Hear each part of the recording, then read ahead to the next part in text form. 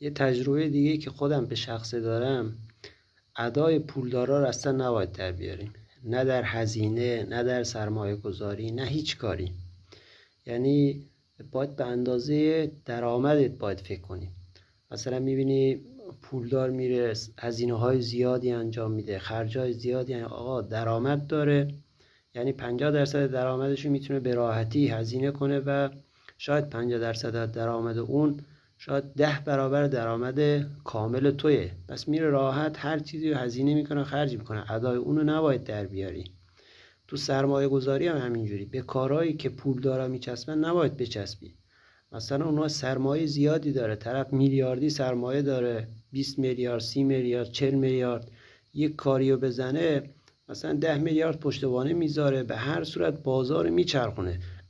ولی تو با 2 میلیارد، 3 میلیارد، 4 میلیارد، با 1 میلیارد اصلا نمیتونی ادای اونو در بیاری، با اون رقابت کنی. پس به اندازه سرمایت باید سرمایه گذاری کنی، حرکت کنی و ادای اونایی که به اندازه تو پول دارن باید در بیاری، نه مثل خودتو بخوای شبیه اونایی انجام بدی با اون سیاست مالی، استراتژی مالی حرکت کنی که یکی که سرمایهش 10 برابر توی اون حرکت میکنه، هزینه میکنه، خرج میکنه، سرمایه گذاری میکنه، بدون که اونجوری سریع شکست میخوری، سرمایه‌ت از دست میدی.